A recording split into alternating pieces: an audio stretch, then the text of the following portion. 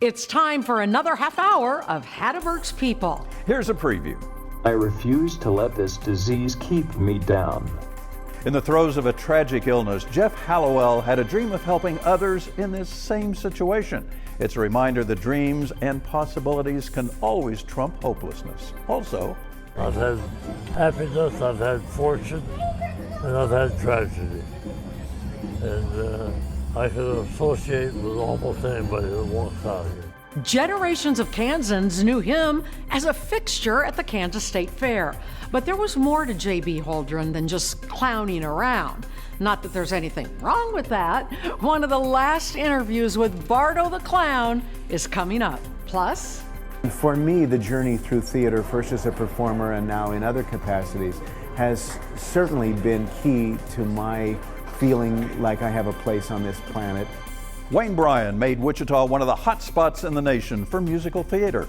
We'll look back on the career of this great talent who could have gone anywhere, but chose Wichita. And we'll also have this. Did I say that the oldest books had been given to the library? And they're in these cases. Martha Smith was the oldest librarian in Kansas in the oldest library in Kansas. This was her life, and it was a happy and long one. Larry paid her a visit in 2008. You'll see that coming up. It's great to have you with us. I'm Susan Peters. And I'm Larry Hatteberg. Those are just some of the stories that are queued up and ready to roll on this edition of Hatteberg's People.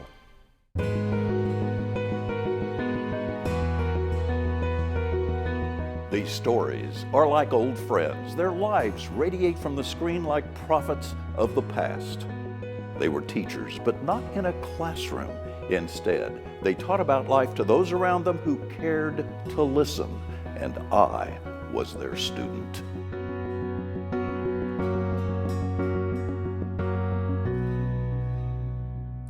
Imagine having a deadly disease, your body paralyzed, yet your mind unaffected. That's exactly what Wichitan Jeff Hallowell faced.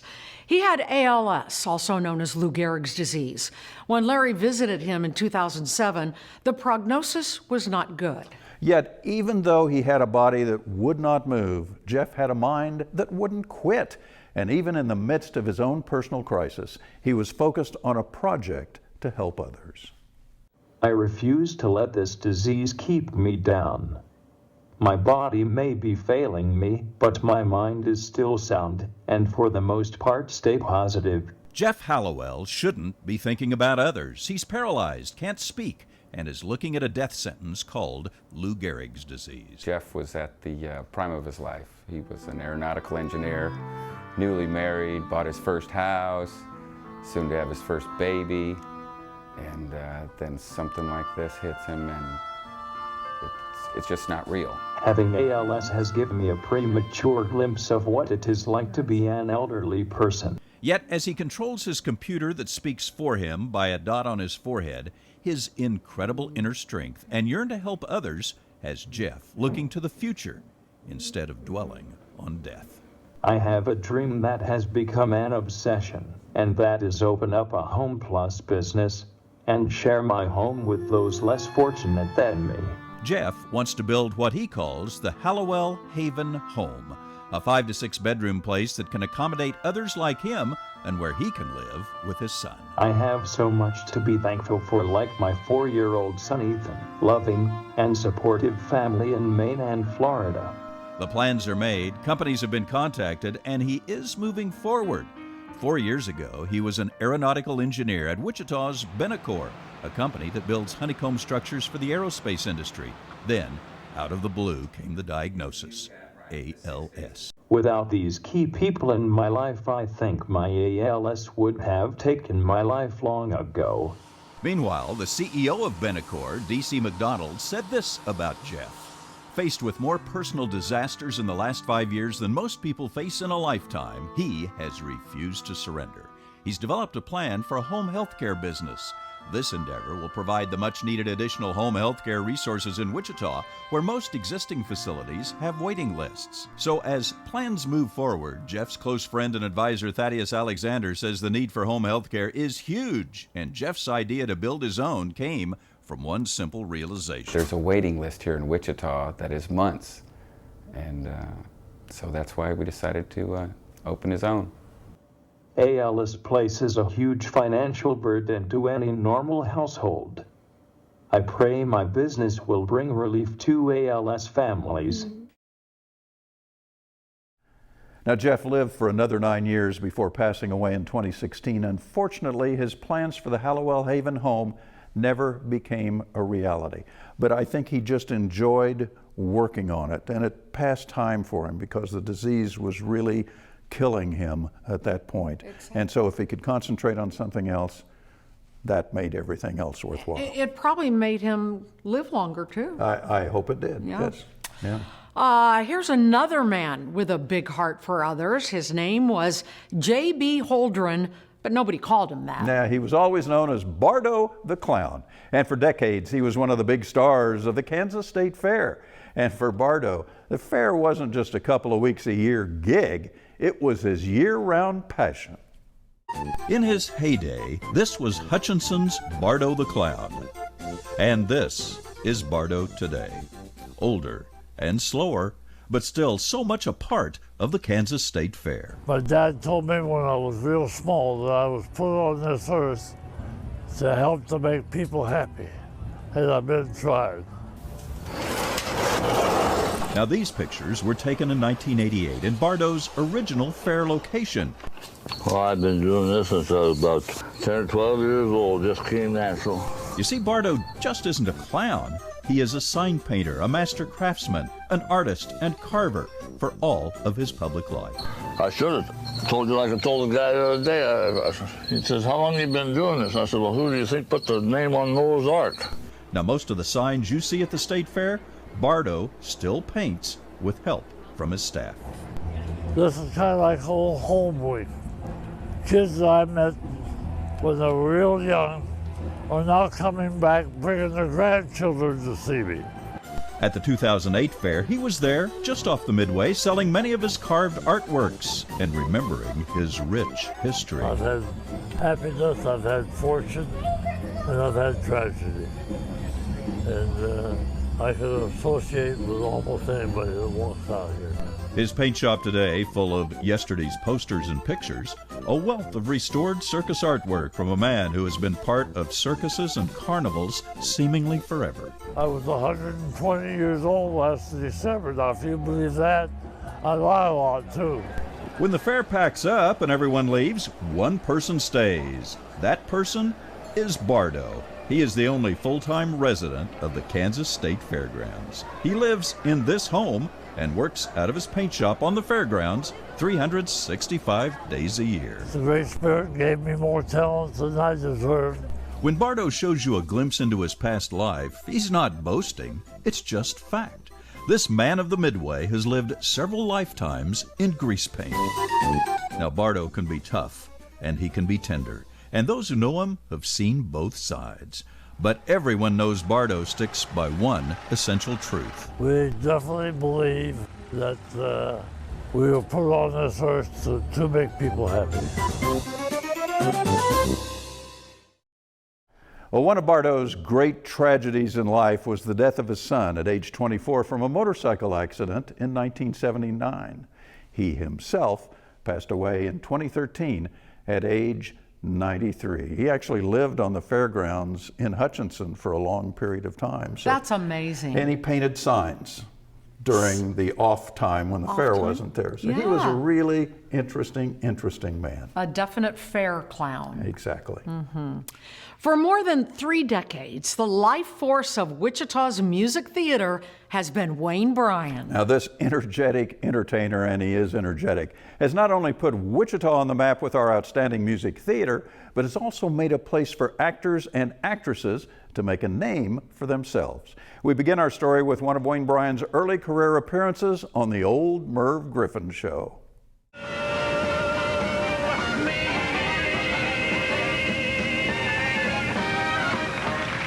I grew up with a passionate love of the musical theater as an art form. And here we get to explore it. It is far beyond just a job. Opening night, When the curtain went up this week, it was The Producers, the first production of Music Theater of Wichita this season. Hi, Good how are to you? see you. I'm fine. You're going to laugh tonight. The reviews come out a lot faster when the critics leave at intermission. Now, for those who follow the theater, Wayne Bryan's name has been synonymous with quality. Now, this deck comes with the show, The Producers. We're one of the last in the country that does homegrown productions that are built and rehearsed on the premises. Then it evaporates into memory and the ether, and we move on to the next thing that we learn. Wayne is the producing artistic director for Music Theater of Wichita, and annually he receives over 4,000 resumes from budding actors and actresses hoping to make the big time through their Wichita experience. We know that when somebody comes to work here for a summer, it is going to change their life in some ways, and we want that to be in positive directions. Wayne's background is impressive and deep, appearing in New York on many Broadway shows. He played on the television series MASH, Private Thompson. You did him yesterday. played in a host of other movies. May I help you with something? Even did television commercials. Managed just beautifully with a regular Head and Shoulders.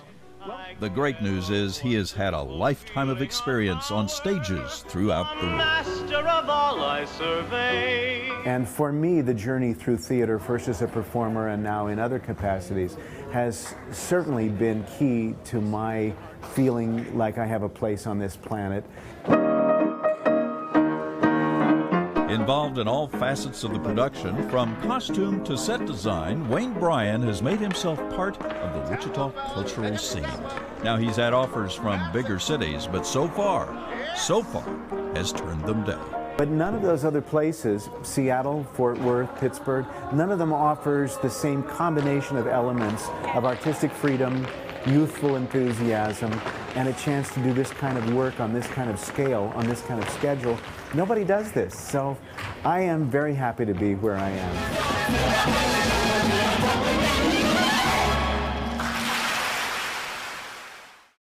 Now that was 2009, and so what's Wayne Bryan up to now? Here he is to tell us. Music Theater and I have continued to thrive in the Wichita community. The theater has shortened our name to just Music Theater, Wichita. But our budget has expanded to a rather impressive $4 million. I still serve as producing director, but our leadership team has been expanded with the addition of the terrific Angela Cassette as managing director and the marvelous Brian J. Markham as artistic director, another Broadway veteran.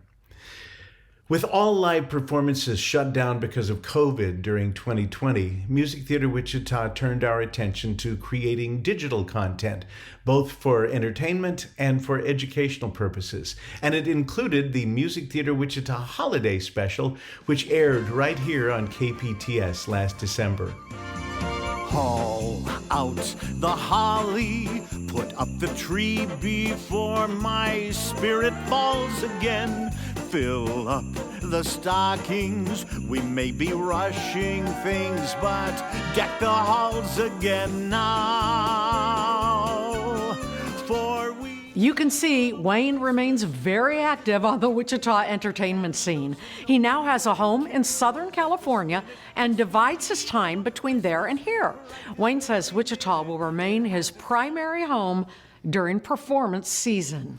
And I appreciate that, as does every other fan of Music Theater of Wichita. We are so lucky to have We him. are indebted to him for all of the great performances that he's brought to us, and it's wonderful. All right, now to a woman who made history.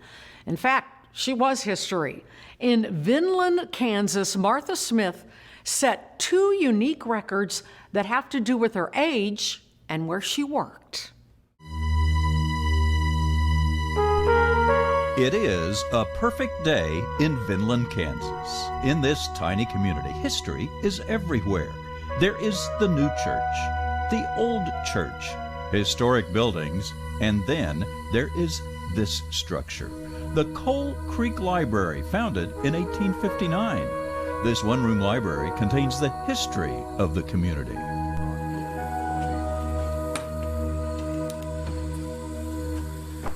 At 103, Martha Smith arrives for a few hours at a place she has worked since 1926. Well, the pictures. There are pictures that come alive for Martha, the details, though, fading with age, but she sees the past while living in the present. She gave it to the library.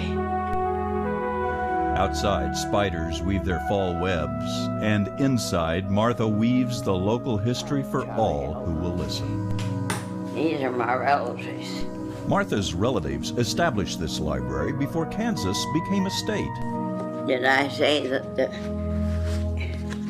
the oldest books had been given to the library? And they're in these cases. Now, Martha is the oldest librarian in the state at the oldest library in the state. Yes. Because of her longevity by age and job, she has received international publicity, and this woman of few words seemed to like it. Oh, I don't mind it. History is thick here, and Martha and this library have stuck together seemingly forever. It has been her home. And with special reading glasses worn like a crown, Martha has never ventured far from this place. In her 103 years, she has never seen the mountains or the oceans, nor has she flown in an airplane.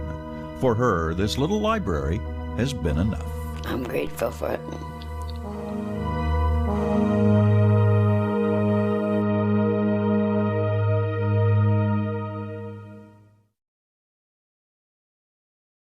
Now that was 2008, and if you think that was the end of the story, think again. Martha kept working at the library for another 2 years and finally retired at age 105. Unbelievable. She lived to be 108. Yeah. Now, Martha may be gone, but her presence is still very much felt in the library. It's been operating in that same location now for 162 years. Yeah, Vinland, Kansas, the little library there, you would never expect to find it there. If you're on a Kansas day trip sometime, go to Vinland, Kansas, search for the library. I guarantee you'll love it. Larry, I'm laughing because only you would find this library in Vinland, Kansas, wherever the heck that is. It's up in northeast Kansas. Okay. You have to find it on the map. Google it. You'll find it. There you go. Some people are into books, others into music or cars. Bill Alley, like a lot of Kansans, into airplanes. Yeah, Bill Alley of Wichita had a love affair with a certain winged wonder for more than 50 years. In 1999, Bill was enjoying a reunion of sorts that all aviation enthusiasts will understand. This is a beautiful day today, I'll tell you what. For those who restore old airplanes, a light wind and a blue sky are a ticket to paradise. I'd probably build 100 houses in my lifetime. I'd rather build an airplane. Bill Alley considers this Aeronica airplane an old friend. I've thought of this plane many times through the years.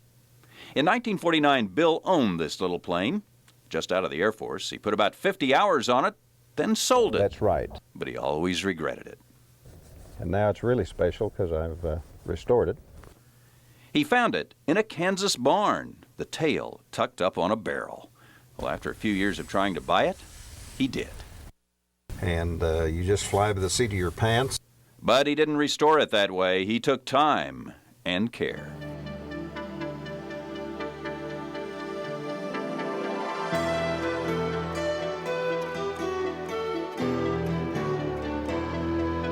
The plane was originally designed to be used as an artillery spotter aircraft in World War II. Only about 150 were made. Now that I've restored it, I know where all the bolts and the cotter pins and where all the cables go. Well, it might not fly as high as a modern jet, but on a crisp autumn morning when the windsock talks, there's a man and his airplane reunited after 50 years. I think it looks pretty sharp. At last report, Bill was 94 years old and living in Mulvane. Now, according to the FAA, the airplane is now registered to a man in a little town near Shreveport, Louisiana. There are a million airplane enthusiasts in Wichita, Kansas for obvious reasons. Right. And it's so nice when someone has an airplane like that and just enjoys getting them restored and making them flyable again. That happens more than you think. There are several of those stories, and it's interesting. The planes usually end up purchased by someone out of state Right. because they value them so much. They are a high-value product. Okay.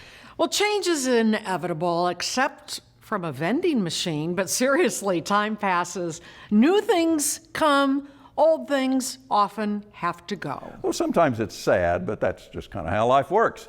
By 1990, the idea of a feed store in the middle of the city seemed a little bit outdated. And Clarence Ball, he wasn't fighting it.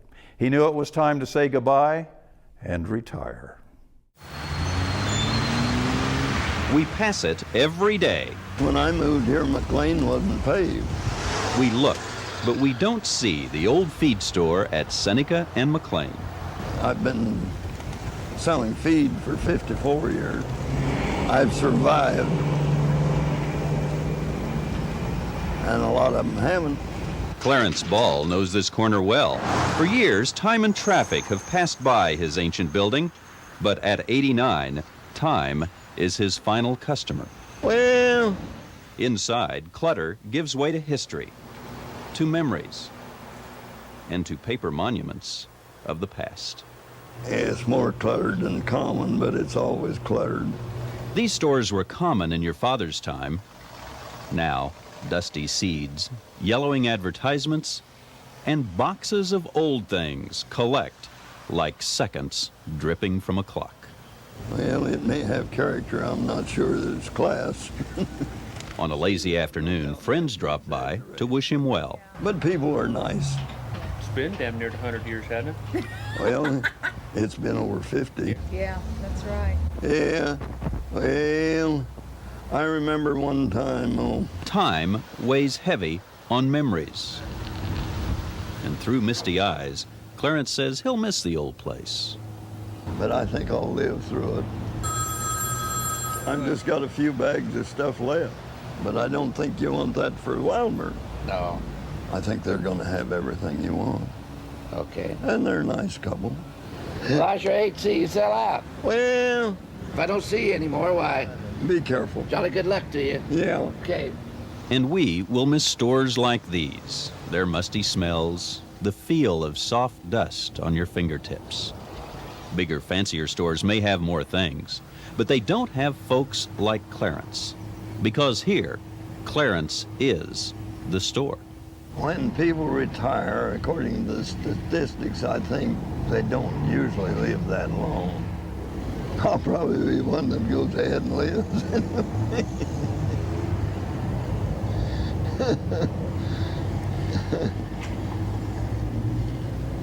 Live long enough to go fishing with my great-grandkids.